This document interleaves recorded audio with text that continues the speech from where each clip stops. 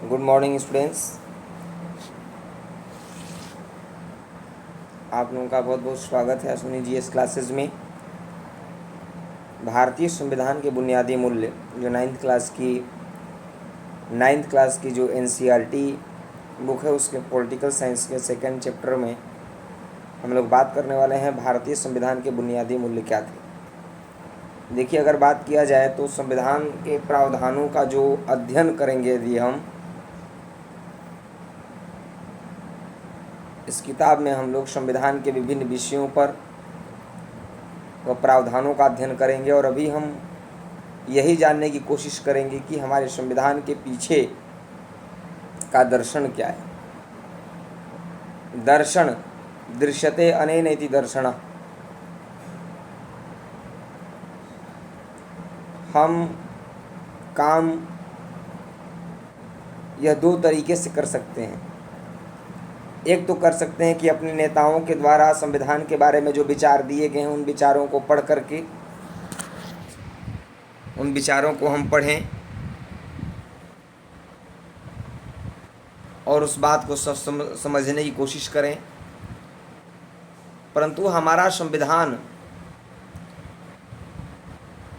स्वयं अपने दर्शन के बारे में जो कहता है उसे पढ़ना भी उतना ही जरूरी है, क्योंकि संविधान की प्रस्तावना यही काम करती है,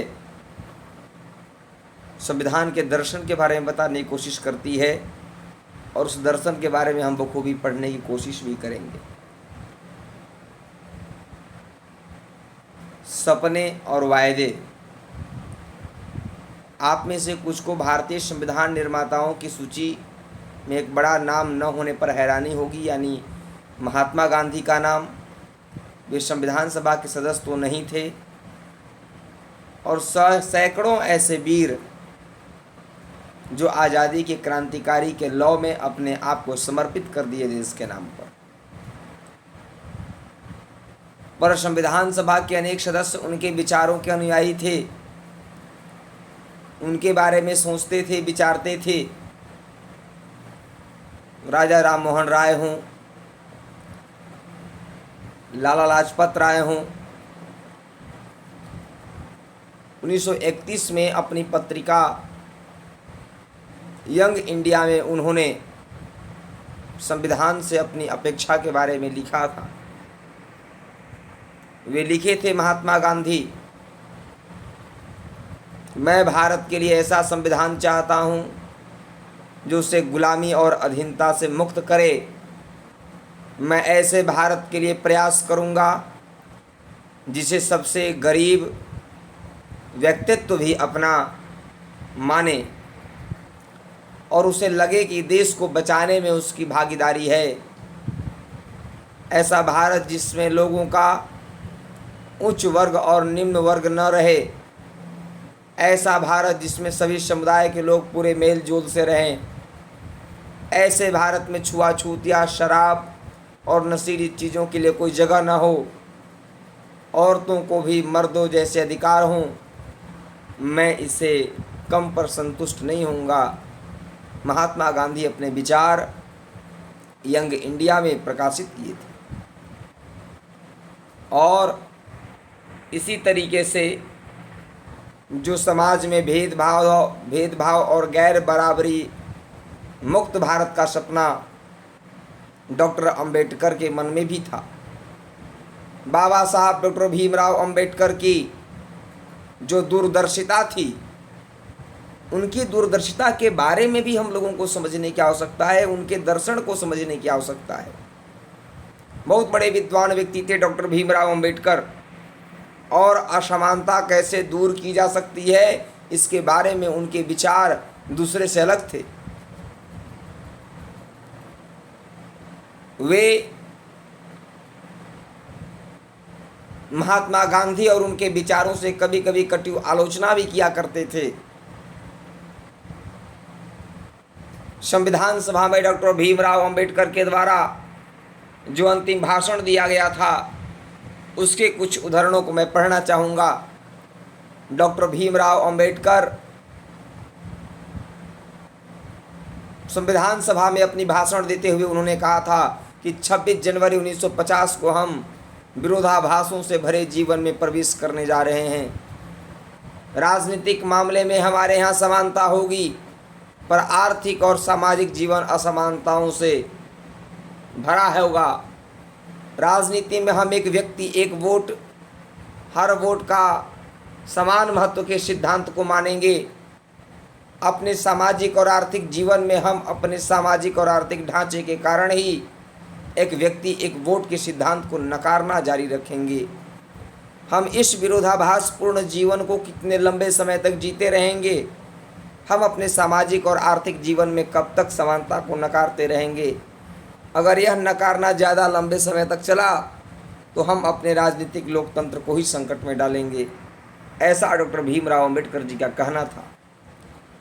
आखिर में आइए हम 15 अगस्त 1947 की मध्यरात्रि के समय संविधान सभा में दिए गए जवाहरलाल नेहरू के प्रसिद्ध उदाहरणों को भी याद करें। उनका भी कहना था, पंडित जवाहरलाल नेहरू कहा करते थे, उनका विचार था ऐसा,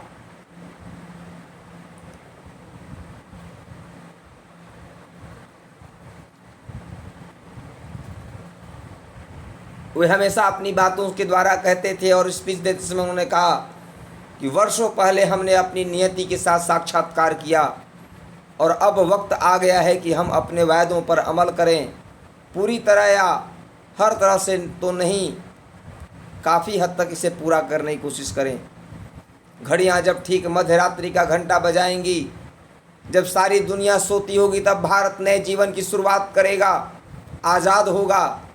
और इतिहास में कभी कभार ही सही, पर ऐसा क्षण जरूर आता है जब हम पुराने को छोड़कर नए में प्रवेश करते हैं। जब एक युग का अंत होगा और जब लंबे समय से किसी राष्ट्र की दबी हुई आत्मा प्रस्फुटित होती है, आवाज़ आती है, ऐसा पवित्र क्षण में हम अपने आप को भारत और उसके लोगों तथा उससे भी अधिक मानवता की सेवा में समर्पित करें। यही हमारे लिए उचित है। आज़ादी और सत्ता जिम्मेवारियाँ लाती हैं। भारत के संप्रभु लोगों का प्रतिनिधित्व करने वाली इस संप्रभुता संपन्न सभा के ऊपर हम अब जिम्मेवारी है। आज़ादी के जन्म से पूर्व हमने पूरी प्रसव पीड़ा झेली है और इस क्रम में हुए दूसरों से हमारा दिल भारी है, क्योंकि इस क्रम में हुए दुखों से हमारा दिल भारी है।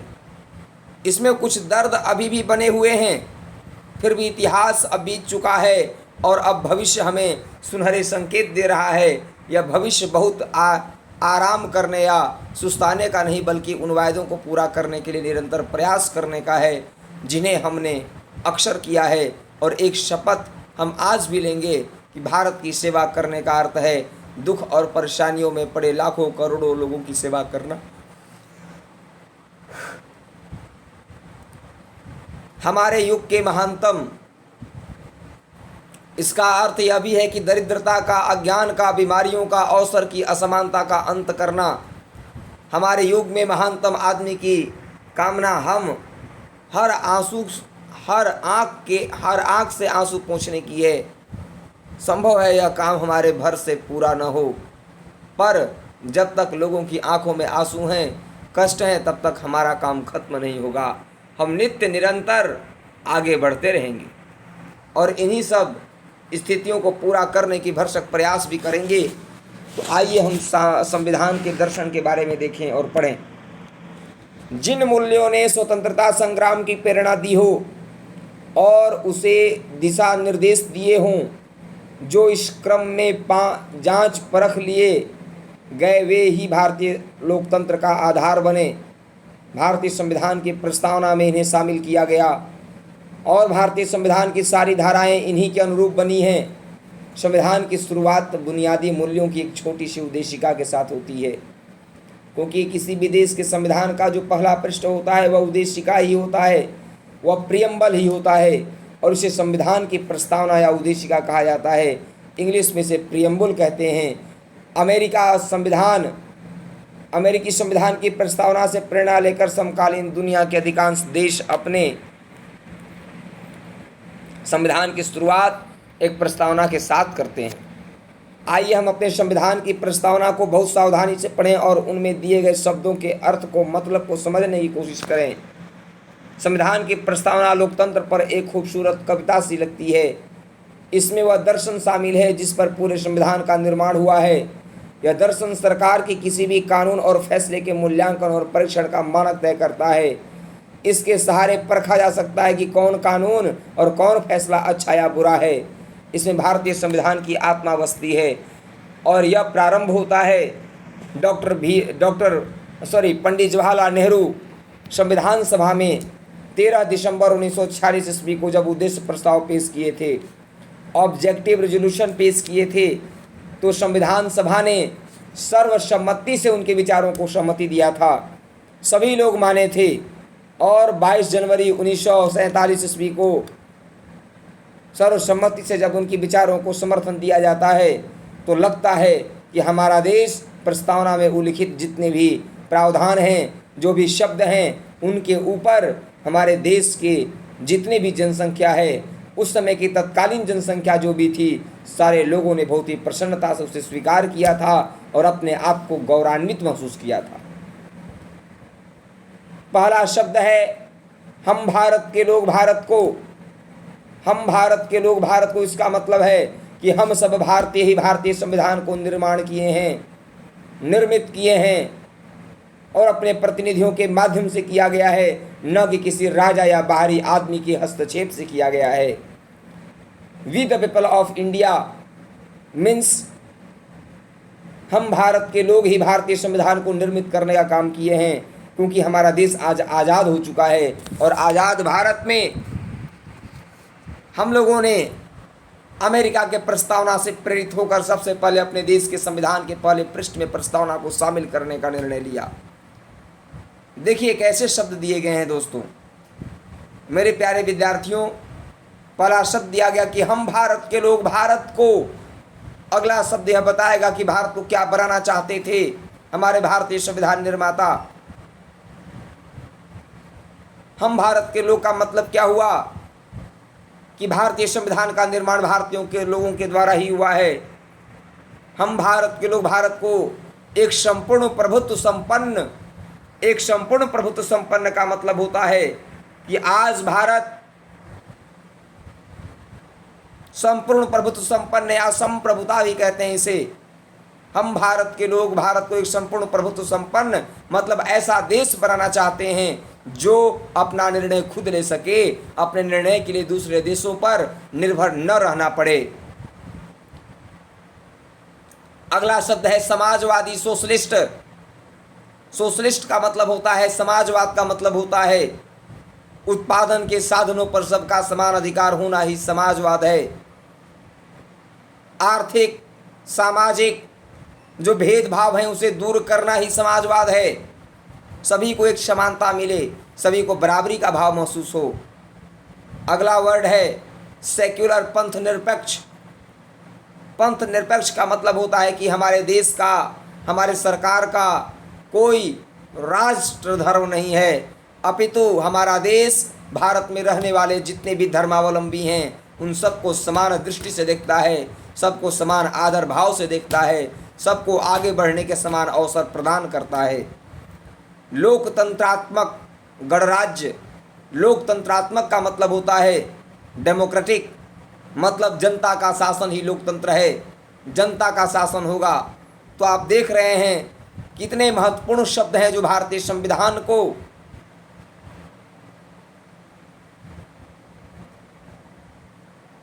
एक उस दीपक की तरह दिखाई देते हैं और यह प्रस्तावना ऐसा प्रकाश प्रदान करता है जिससे कि हम भारतीय संविधान के प्रावधानों को पढ़े बिना हम भारतीय संविधान के दर्शन कर सकते हैं। इसीलिए प्रस्तावना को भारतीय संविधान का दर्शन भी कहा जाता है। यह जो भारतीय संविधान की प्रस्तावना और उद्देशिका है, यह संविधान का दर्शन कहा जाता है। इसे संविधान की आत्मा भी कहा जाता है, इसे संविधान का सार संक्षेप भी कहा जाता है, समरी ऑफ कॉन्स्टिट्यूशन कहा जाता है, सोल ऑफ कॉन्स्टिट्यूशन कहा जाता है और प्रियम्बल ऑफ कॉन्स्टिट्यूशन कहा जाता है। तो कैसे शब्द हैं हम भारत के लोग मतलब भारतीय संविधान का निर्माण भारतीयों के द्वारा ही हुआ है। भारत को एक संपूर्ण प्रभुत्व संपन्न हमारे संविधान निर्माता कैसे भारत की कल्पना किए थे, वह भारत ऐसा था सो सवर्निटी मीन्स अपना निर्णय खुद ले सके, समाजवादी उत्पादन के साधन पर सबका समान अधिकार होगा, पंथ निरपेक्ष मीन्स हमारे देश का कोई राष्ट्र धर्म नहीं होगा अपितु सारे धर्मावलंबियों को एक समान आदर दृष्टि से देखा जाएगा, सबको आगे बढ़ने के समान अवसर दिए जाएंगे। लोकतांत्रिक मतलब जनता का शासन ही लोकतंत्र है, जनता का शासन होगा। अगला वर्ड है गणराज्य। गणराज्य का मतलब होता है, यह फ्रांस से शब्द लिया गया था गणराज्य का कॉन्सेप्ट प्रियम्बल में। गणराज्य का मतलब होता है दोस्तों कि जिस देश में सर्वोच्च पद पर बैठने वाले व्यक्ति का यदि चुनाव होता है तो वह देश गणराज्य माना जाता है, और जिस देश में सर्वोच्च पद पर बैठने वाले व्यक्ति का चुनाव नहीं होता वह देश गणराज्य नहीं माना जाता है। तो लोकतांत्रिक गणराज्य बनाने के लिए तथा उसके समस्त नागरिकों को सामाजिक, आर्थिक और राजनैतिक न्याय, विचार, अभिव्यक्ति, विश्वास, धर्म और उपासना की स्वतंत्रता। तो न्याय का मतलब जो प्रस्तावना में था वह सामाजिक न्याय, आर्थिक न्याय और राजनीतिक न्याय से था, और सभी को अपने विचार व्यक्त करने की स्वतंत्रता है, अभिव्यक्ति की आज़ादी है, विश्वास सबका है, धर्म और उपासना की स्वतंत्रता भी है। जिसको जो धर्म को अपनाना हो उस धर्म को परिवर्तन कर सकता है, लेकिन परिवर्तन करा नहीं सकता, स्वयं परिवर्तन कर सकता है जिस धर्म को वह चाहे। जिस धर्म में विश्वास करना चाहे, जिसमें उसकी आस्था हो, उसकी पूर्ण स्वतंत्रता है कि वो अपनी धार्मिक आस्थाओं का आदर और सम्मान तरीके से उसका सेलिब्रेट करे। प्रतिष्ठा और अवसर की समता, सभी लोगों को अवसर की समता देने का प्रयास किया जाएगा, और प्रतिष्ठा और अवसर की समता प्राप्त करने के लिए तथा उन सब में व्यक्ति की गरिमा और राष्ट्र की एकता और अखंडता सुनिश्चित करने वाली बंधुता बढ़ाने के लिए दृढ़ संकल्प होकर अपनी इस संविधान सभा में आज तारीख 26 नवंबर 1949 को मिति मार्गशीर्ष शुक्ल सप्तमी संवत 2006 विक्रमी को एतद् द्वारा इस संविधान को अंगीकृत, अधिनियमित और आत्मार्पित करते हैं। यह हमारे भारतीय संविधान का प्रियम्बल है, यह हमारे भारतीय संविधान का दर्शन है। और इस तरीके से जो बंधुता का मतलब होता है, बंधुता का मतलब होता है भाईचारे की भावना, कि हम सभी ऐसा आचरण करें जिससे हम एक परिवार के सदस्य हों, वसुधैव कुटुंबकम, और कोई भी नागरिक किसी दूसरे नागरिक को अपने से कमतर न माने, क्योंकि हर मनुष्य में देवता हैं, हर मनुष्य जो हैं अपने आप में अपने एक विशिष्ट लक्षण को लेकर के आता है, और उसकी विशिष्ट लक्षणता का प्रयोग देश के विकास में हो सके। सभी लोग मिल करके काम करें जिससे कि हमारा देश मजबूत हो सके। समता का मतलब होता है कि जितने भी सभी लोग समान हैं हमारे भारतीय संविधान के समक्ष। पहली बात तो यह कि पहली से चली आ रही सामाजिक असमानताओं को समाप्त करना होगा। सरकार हर नागरिक को समान अवसर उपलब्ध कराने के लिए व्यवस्था करेगी। ये बातें हमारे भारतीय संविधान के प्रियम्बल में दिए गए। और इसी तरीके से जो संस्थाएं थी हमारे यहाँ, इन संस्थाओं के स्वरूप की हम चर्चा करें, क्योंकि एक प्रियम्बल में महत्वपूर्ण बात आपको बता दें कि जब 42वां संवैधानिक संशोधन हुआ था, संविधान में परिवर्तन किया गया था, तो 3 शब्द प्रस्तावना में जोड़े गए थे। हाँ, समाजवादी, पंथ निरपेक्ष और अखंडता। समाजवादी, पंथ निरपेक्ष और अखंडता, इन शब्दों को 42वां संवैधानिक संशोधन के द्वारा 1976 में जोड़ा गया है। संविधान सिर्फ मूल्यों और दर्शन का बयान भर नहीं है, जैसा कि हमने पहले जिक्र किया है। संविधान इन मूल्यों को संस्थागत रूप देने की कोशिश करता है। जिसे हम भारतीय संविधान कहते हैं, उसका अधिकांश हिस्सा इन्हीं व्यवस्थाओं को तय करने वाला है। यह एक बहुत लंबी और विस्तृत दस्तावेज है। विश्व का सबसे बड़ा संविधान होने का गौरव प्राप्त है भारतीय संविधान को, और इस गौरव को हम आगे बढ़ाएंगे। इसमें जो भी बातें कही गई हैं प्रियम्बल में, इसका हम सब आत्मसात करेंगे और अपने समाज में उसी के तरह व्यवहार करेंगे, जिससे कि हमारा देश नित्य निरंतर आगे बढ़ते हुए एक नई ऊंचाइयों को प्राप्त कर सके। भारतीय संविधान के निर्माताओं को लगा कि इसे लोगों की भावनाओं के अनुरूप चलना चाहिए, समाज में रह रहे बदलावों से दूर नहीं रहना चाहिए, क्योंकि उन्होंने इसे पवित्र, अस्थायी और न बदले जाने वाले कानूनों के रूप में नहीं देखा था। इसीलिए उन्होंने संविधान में समय समय पर जो भी उन्हें लगी अच्छी बातें वे संशोधन करके जोड़ने का काम किए। इसीलिए मैंने आपको बताया कि हमारे भारतीय संविधान में 3 शब्द जोड़े गए, समाजवादी, पंथ निरपेक्ष और अखंडता। प्रस्तावना में 42वां संशोधन अधिनियम 1976 के द्वारा एक केस था इसके ऊपर, बेरूबरी संघ मामले में प्रस्तावना को संविधान का भाग मानने से इनकार कर दिया गया था। और उसके बाद अब तक का सबसे बड़ा केस तो केशवानंद भारती केस है। केशवानंद भारती केस 1973 में सुप्रीम कोर्ट ने यह फैसला सुनाया कि प्रस्तावना संविधान का महत्वपूर्ण अंग है, महत्वपूर्ण भाग है। तो किस केस में प्रस्तावना को संविधान का भाग माना गया? वह केशवानंद भारती केस था, जिसमें 13 जज मिलकर फैसला सुनाए थे। 7-6 के बहुमत से फैसला सुनाया गया था। साथियों, किसी भी संविधान की तरह भारतीय संविधान भी वे नियम बनाता है, वह नियम बताता है जिसके अनुसार शासकों का चुनाव किया जाएगा, जिसमें स्पष्ट लिखा है किसी के पास कितनी शक्ति होगी और कौन किसके बारे में फैसला लेगा। संविधान नागरिकों को कुछ स्पष्ट अधिकार भी देता है और सरकार के लिए लक्ष्मण रेखा तय करता है कि सरकार इससे आगे नहीं बढ़ सकती। मतलब इस पुस्तक में हम लोग भारतीय संविधान के इन्हीं 3 पक्षों के बारे में जो दिए गए हैं उसी का अध्ययन करेंगे और प्रत्येक अध्याय में हम कुछ प्रमुख संवैधानिक प्रावधानों पर भी नज़र डालेंगे और यह समझने की कोशिश करेंगे कि लोकतांत्रिक राजनीति में किस तरह काम किया जाता है और हमारे भारतीय संविधान के द्वारा स्थापित जो प्रमुख संस्थाएं हैं, जो प्रमुख व्यवस्थाओं को नित्य निरंतर आगे बढ़ाने का प्रयास करेंगी।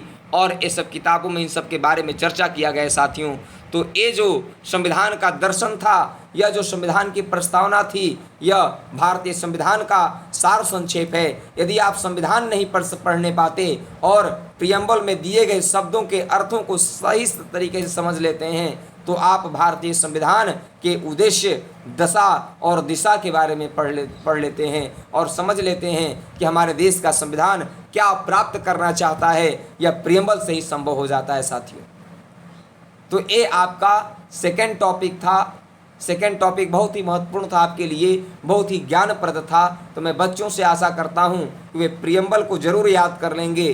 प्रियम्बल में जो शब्द दिए गए हैं उस शब्दों के अर्थों को समझेंगे, उसके दर्शन को समझेंगे, तभी वे अपने देश में उन्हें क्या करना है एज ए नागरिक के रूप में वे अपने आप को प्रतिष्ठित कर सकते हैं। तो आज के लिए मैं अपने क्लास को यहीं पे समाप्त करता हूँ। नेक्स्ट क्लास में हम लोग मिलेंगे तीसरे चैप्टर के साथ। तीसरा चैप्टर जो हम लोगों का होगा वह बहुत ही महत्वपूर्ण और बहुत ही उम्दा क्वेश्चन हम लोगों का रहेगा और इसलिए हम सब यहाँ पर देखते हैं कि हमारा जो संविधान है वह किस तरीके से आगे बढ़ा, किन परिस्थितियों में आगे बढ़ा। साथियों, तो हम सबको इस बात का ध्यान रखना बहुत ज़रूरी है।